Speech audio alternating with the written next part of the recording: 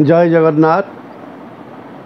आज एक पवित्र दिन। यही पवित्र दिन में जगन्नाथ को स्मरण करी पंचसखा को स्मरण करी माँ बागवादिनी सारला को स्मरण करी मो माँ संतोषी को स्मरण करी जगत उद्देश्य रे किछि आत्मज्ञान किछि ब्रह्मज्ञान किछि अणाक्षर तत्व किछि एकाक्षर तत्व किछि जगन्नाथ तत्व प्रदान करी आउ आपण मान कथा होची शेष पर्यंत अपेक्षा करंतु। निश्चिंत कथा होची किछि तत्व जानिबे। केन्द्रापड़ा जिला गर्दपुर ब्लॉक पड़सुधा पंचायत भद्दिल ग्राम रे माँ संतोषी श्रीक्षेत्र ब्रह्मणाक्षर मंदिर अच्छी। यही ब्रह्मणाक्षर मंदिर जगत उद्देश्य रे ब्रह्मलय पाई एवं ब्रह्म साक्षात्कार पाई आपण मान से उपस्थित हेले निश्चिंत ब्रह्म तत्व पर किसी जानीपारे एवं अणाक्षर तत्व पर जानीपारे। ब्रह्मज्ञान उदय न हेले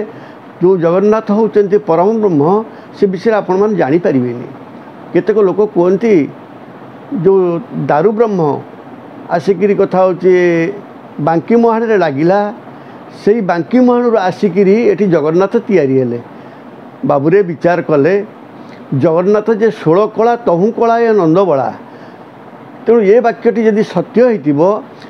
गोटे कलार नंद बाला जो लीला कले शेष को तांकरी शरीर आसी जगन्नाथ तैयारी हेले।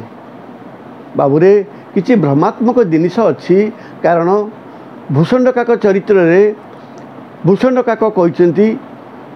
74 थर सत्य त्रेता द्वापर कली हो गला मु देखी किंतु ता पूर्वर केते जुग जाइछि मु ता कहि परिबिनी। तेणु बाबुरे आपण माने विचार कले यदि सत्य त्रेता द्वापर कली एहीपरि 74 थर गलानी एमती राम कृष्ण हरि अनंत एमती केते आसीचंती अवतारी पुरुष पंचसखा केते थर आसीचंती किंतु जगन्नाथ स्वयं संपूर्ण परम ब्रह्म से सेठी नीलकंदर रे सदा बेले अछंती जागृत है। तेणु परम ब्रह्म को आमे एते छोट एते न्यून करि परिबा नाही। कारण जगन्नाथ संस्कृति जगन्नाथ तत्व ये विषय आपण माने जानिले सनातन धर्म जानिले सनातन तत्व बुझिले आपण जानि परिबे जगन्नाथ केड़े विश्वव्यापक। कारण से जगन्नाथ पाखर सबू सृष्टि होती। तेणु भागवत लिखिला से जो परम ब्रह्म से परम ब्रह्म ब्रह्मांड मालमाल होई जा लुमकूपे विराजई तांकर लुमकूपे एमती असंख्य ब्रह्मांड अच्छी।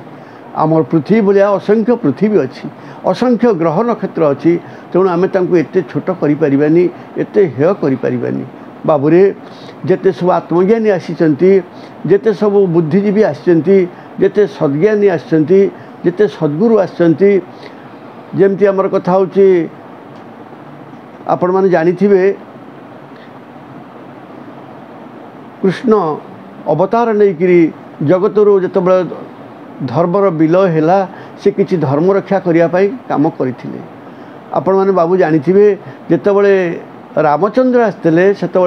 से समय राक्षस मानकर जो वित्पात थिला तांको कथा हो दमन करी सत्य शांति प्रतिष्ठा करने राम राज्यर प्रतिष्ठा करथिले रामचंद्र।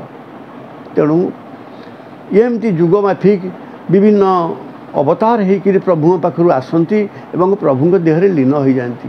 तेणु जगन्नाथ होचंती 16 कला स्वयं संपूर्ण कला से 16 कलारू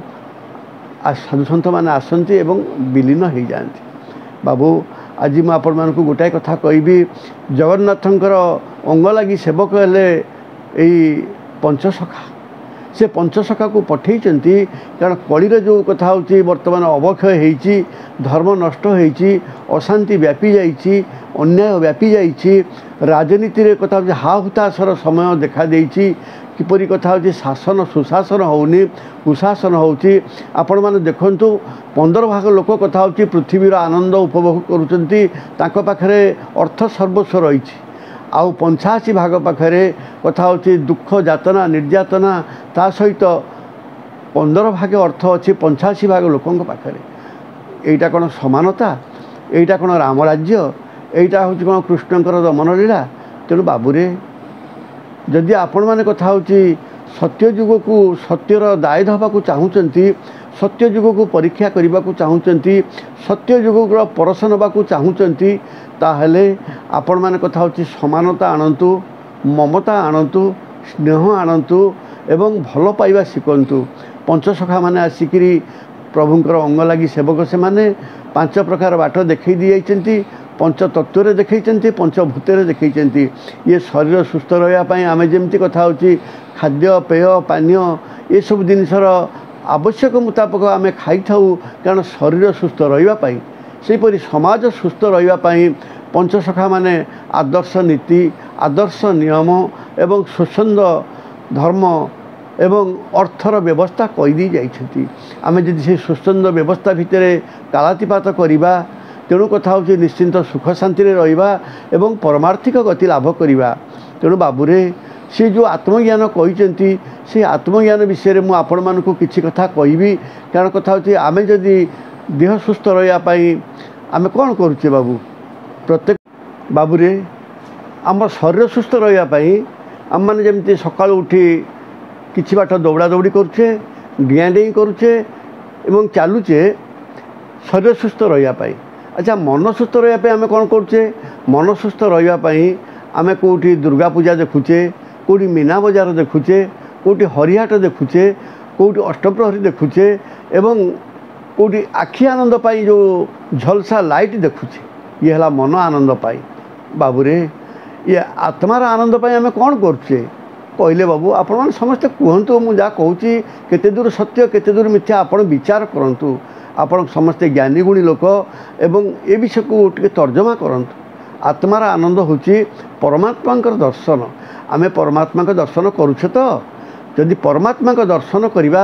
कौन करा आमे एकुटिया बसिबा आत्मा सहित परमात्मा को जोग करवा आमे से जोग कले तो आमे ब्रह्मरे लय रखिले तो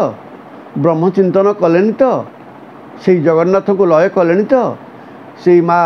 करुणामयी संतोषीर चिंता नेले तो से माँ बागबादिनी सारଳାର चिंता कले तो आम से मार कृपा पाइले तो मातृकृपा न पाइबा पर्यंत आम केबेले स्थिर हो बसीपारानी ब्रह्मलय करिपारिबानी आत्मज्ञान आसीपारनी एवं आत्मलय हो पारिबनी तेणु जो दिन कथा होची आत्मा परमात्मा को लय करिब से दिन कथा होची ये जीव उद्धार हो जीव मिशीज प्रभु सहित एमती जुगे जुगे सब साधु सन्थ मैंने आसीचंती ब्रह्म लय करचंती परमात्मा को लय करचंती से माने ब्रह्मलीन हो जाइछंती तेणु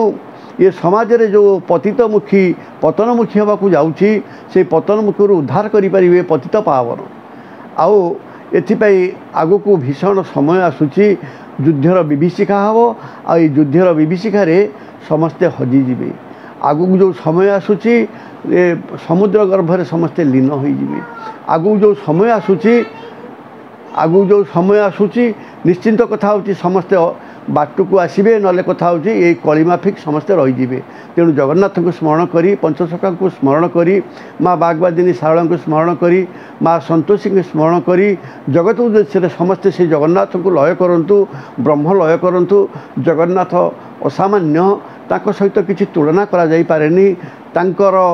सबुआड़े अस्तित्व अच्छी ये घटेरे अच्छी ये बटेरे अच्छी ये काष्ठपाषाण तरुतृण बसई शरीर प्रमाण सकल घटेरे अच्छा प्रभु जगन्नाथ से प्रभु जगन्नाथ समस्त मंगल करंतु से जगन्नाथ लय समस्ते रुहतु जय जगन्नाथ जय जगन्नाथ जय जगन्नाथ।